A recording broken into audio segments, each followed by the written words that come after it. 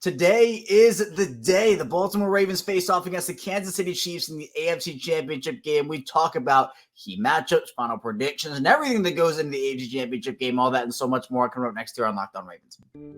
You are Locked On Ravens, your daily Baltimore Ravens podcast, part of the Locked On Podcast Network, your team every day.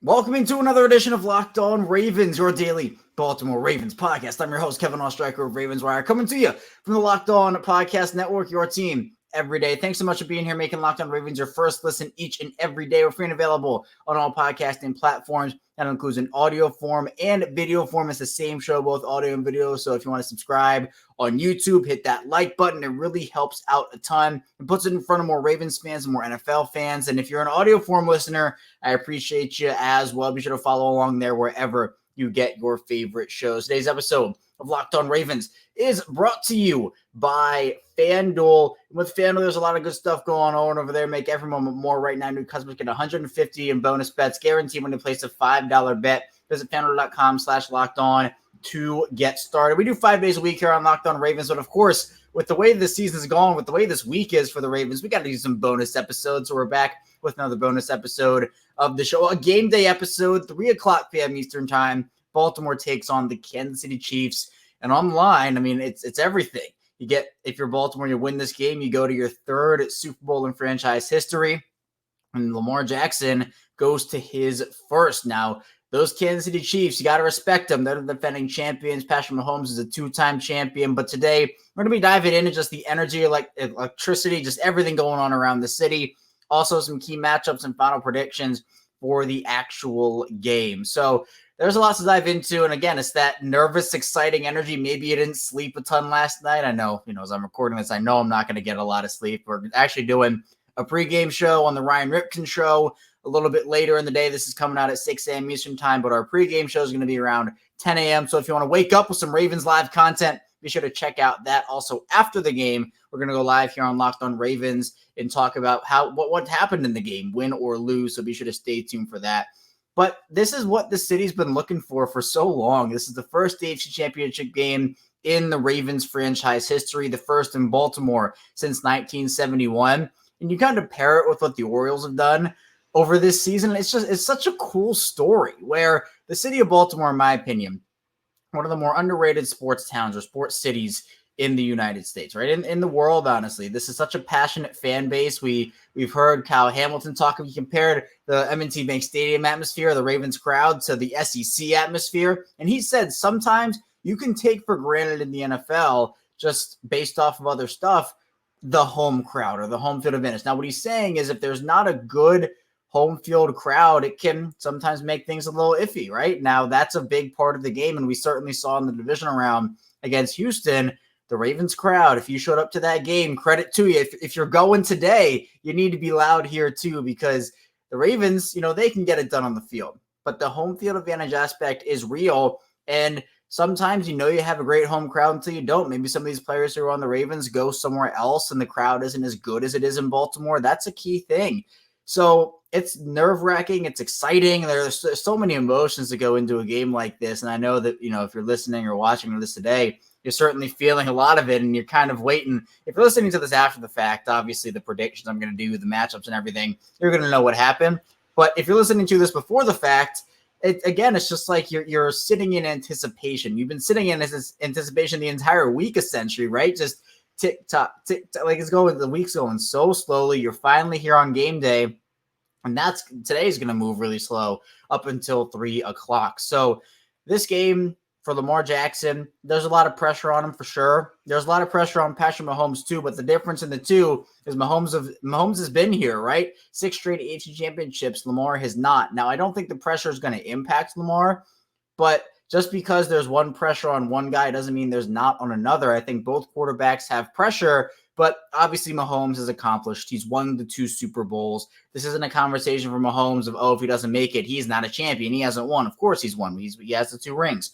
But for Lamar, there'd just be insufferable, the narratives that we'd have to hear about Lamar and this there are multiple stats. I mentioned one on the bonus episode with Rocco DeSangro yesterday. If you want to check that out, really good episode.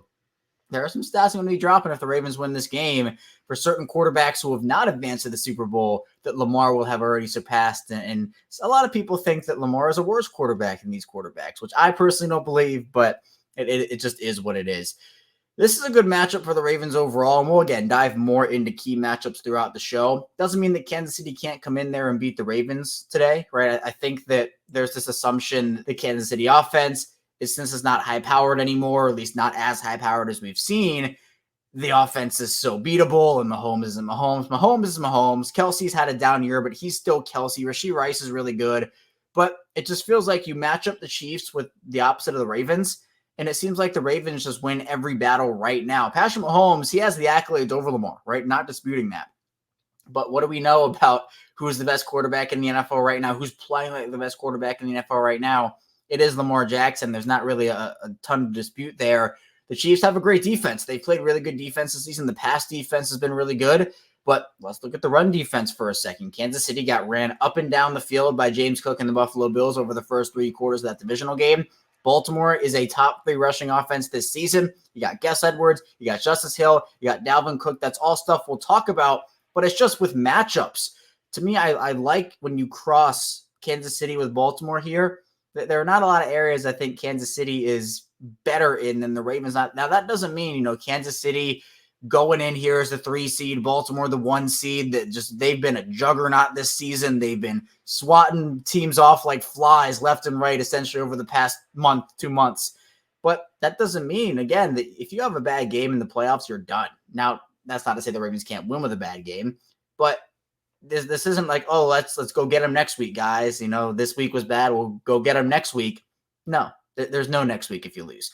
So it's a moment you live for, right? These are the moments I'm sure all these players, all these Ravens players have dreamed of making a Super Bowl, clinching that Super Bowl berth. And Justin Tucker is the only player left from that 2012 Super Bowl team. And he talked a little bit about just how, to prepare for a game like this and how you should be approaching it.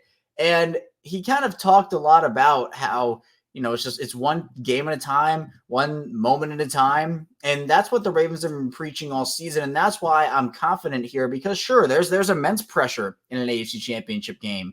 All eyes are on you. And then obviously the Super Bowl is the next step up here. With each rung you go up on that playoff ladder, the more intense that pressure gets.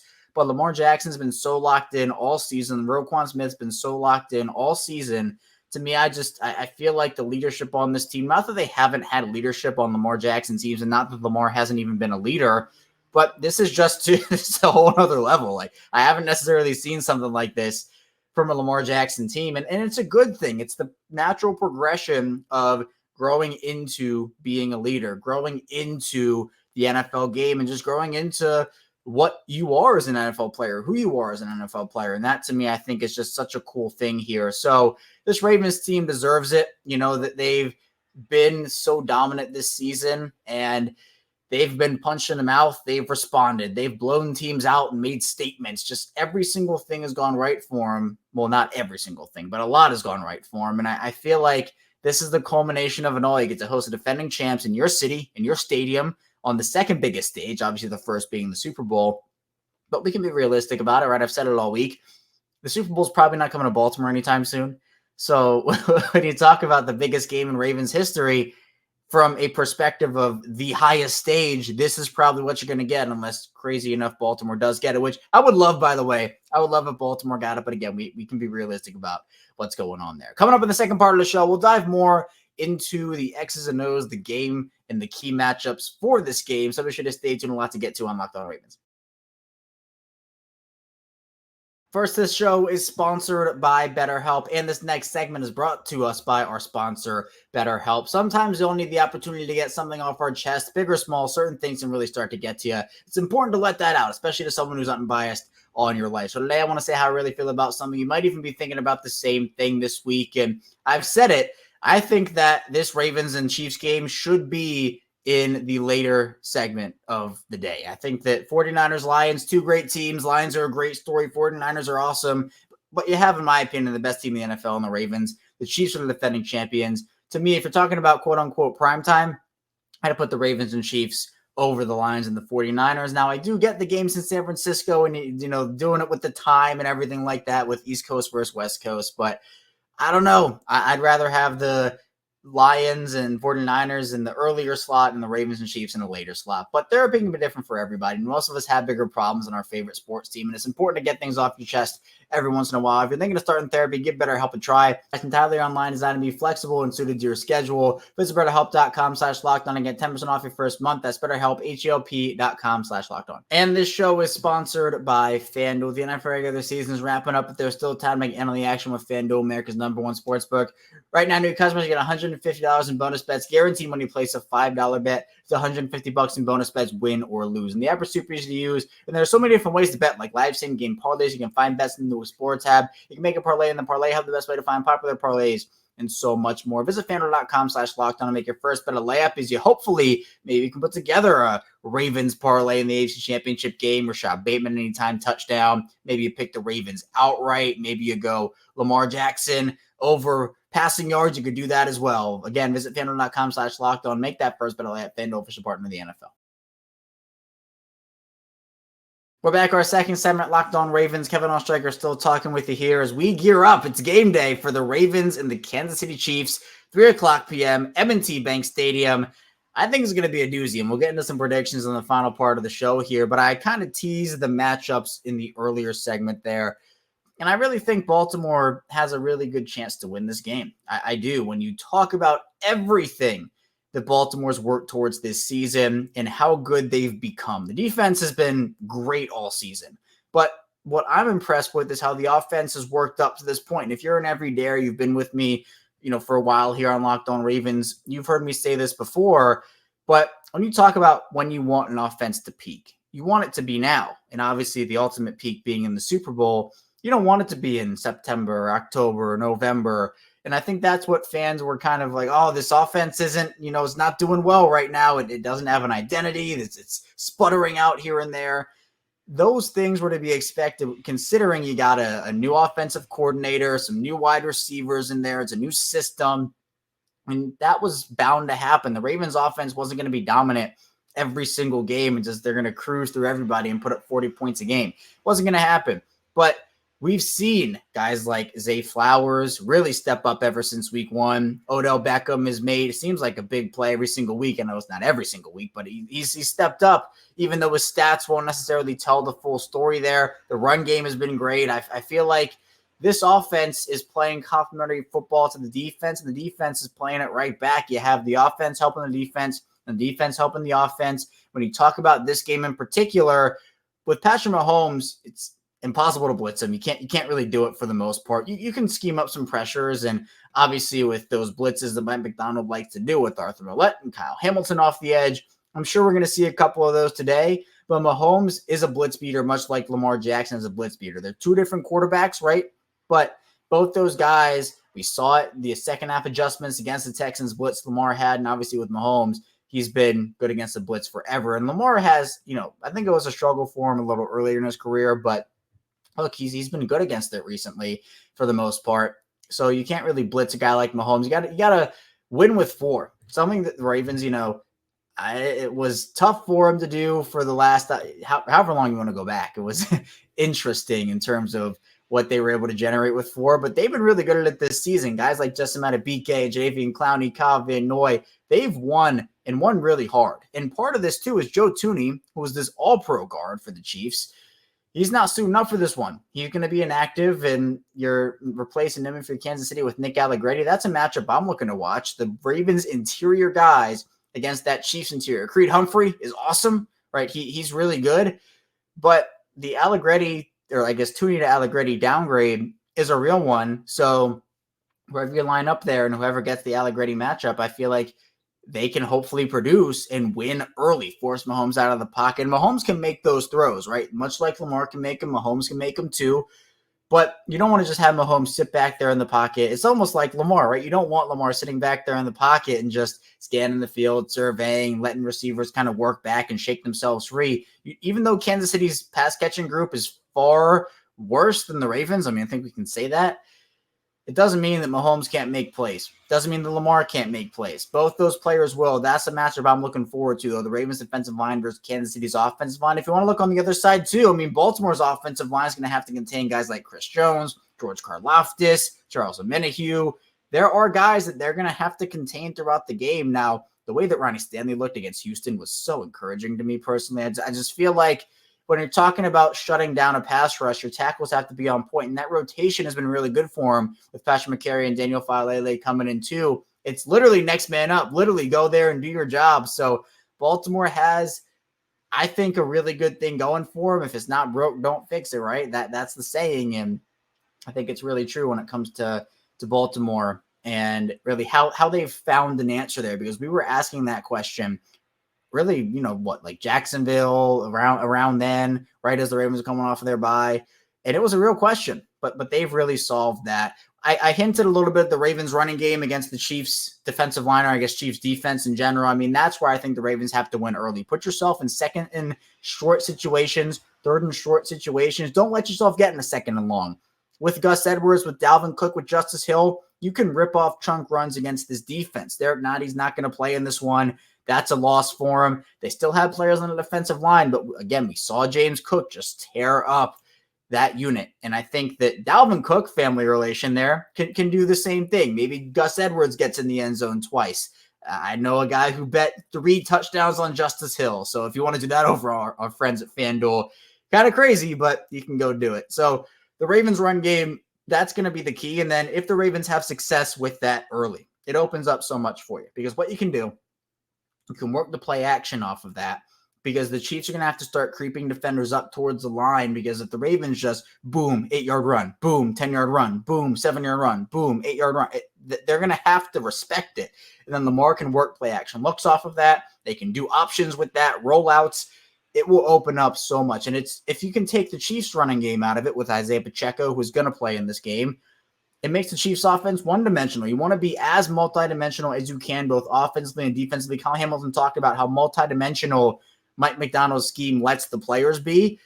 It's the same thing on offense, where you can work off of your success, but if you start to fail in a couple of areas, the defense keys in on that, and then they're the ones with the advantage. So Kansas City's defense has been their calling card this season, right? It's been a little different than the old Chiefs teams we've seen in history, at least in the Mahomes era. But this is a game that I still think Baltimore matches up really well with Kansas City. And coming up in the final part of the show, we'll get into some final predictions, talk about the game a little bit more, as well as we gear up for the AFC Championship game, 3 o'clock p.m. today. Stay tuned. A lot to get to on Locked On Ravens. First, this show is brought to you by PrizePicks. And PrizePicks is the place you want to be if you want daily fantasy sports. PrizePicks, it's the most fun so many have had, going up to 25 times in many of this football season. All you have to do is select 2 or more players, pick more or less than the projected stats, and place your entry. With the basketball season here, you can now pick common projections across football and basketball from the Specials League, a league created specifically for common projections that include 2 or more players from different sports or leagues. For example, LeBron James and Travis Kelce had a 10.5 combo of 3-pointers made plus receptions. And if you want to play alongside some of PrizePicks' favorite players like Rack McMillan and Andrew Schultz, you can now find community players in on the promos tab of the app, where you enter some of the biggest names in the PrizePicks community each week. Plus, PrizePicks even offers review policies, so you're interested to stay and play even if one of your players gets injured. Football and basketball games, you have a player who exits the game in the first half and doesn't return in the second. That player is rebooted. PrizePicks is the only daily fantasy sports platform with an injury insurance policy. Go to PrizePicks.com/LockedOnNFL. Use code LockedOnNFL for a first boss match up to $100. Again, that's PrizePicks.com/LockedOnNFL. Use code LockedOnNFL for a first boss match up to $100. PrizePicks, daily fantasy sports made easy. We're back. Our final segment, Locked On Ravens. Kevin Ostreicher still here, taking you either up to kickoff, or if you're listening after the game, maybe you're here just looking to see if my predictions are right or not. I'm still here with you. We're talking Ravens, talking Chiefs, AFC Championship coming up.